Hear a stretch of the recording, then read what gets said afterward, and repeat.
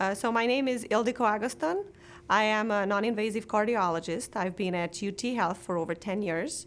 And currently I am the nuclear cardiology director, as well as I'm the medical director of the cardiology clinic at the Medical Arts and Research Center. I'm also the medical director of the Women's Comprehensive Health Institute.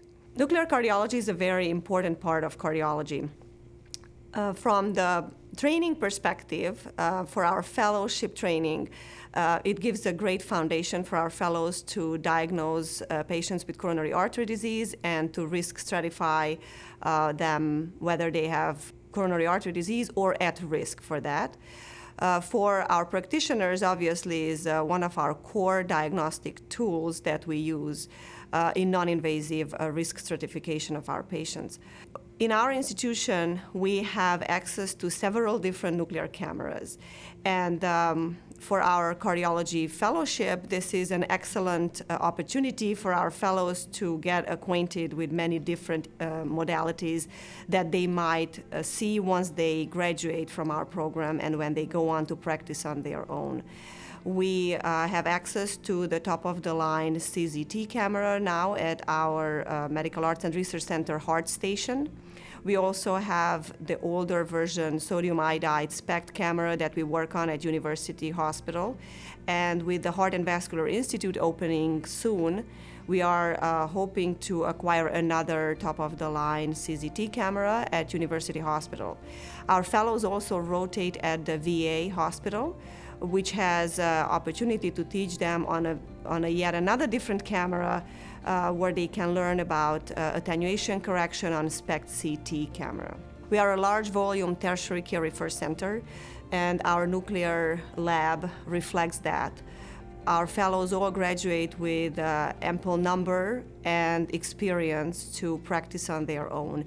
And all of them get the opportunity to sit for the nuclear cardiology subspecialty boards, the CBNC. Some of them decide to do that even before they graduate. Our cardiology fellows participate in the quality assurance programs at the various sites for our nuclear labs. They present several nuclear cardiology-related topics throughout their training with their faculty mentors that are assigned for these presentations. I've been the medical director of our cardiology clinic for almost 10 years, and during this time our clinic has expanded to multiple locations, including the Hill Country and Robert B. Greene campus. We also have plans to further expand in the community wherever there is a need for us to serve. I would emphasize that because we are a tertiary care center with a large volume of patients referred to us, we get referrals to every subspecialty within cardiology. We have a structural cardiology clinic, we have heart failure clinic, electrophysiology clinic, and a women's clinic as well as an interventional clinic. These patients come for their primary cardiology needs, but we also see patients for second opinion, and there are patients that we coordinate care with other cardiologists in the community where we can offer services that are not offered in the location where they see their primary cardiology provider.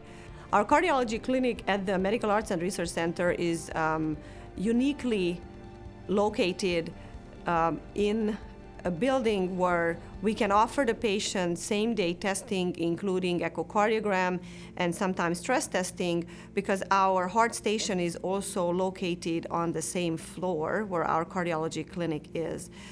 This makes a multidisciplinary approach to these patients easier, and for this reason, we strive to do one-stop shop for every aspect of cardiology for our patients.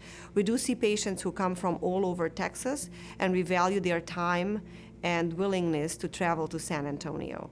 And would like to have them the best experience when they come through our doors and do all their healthcare needs in as little trip to us as possible.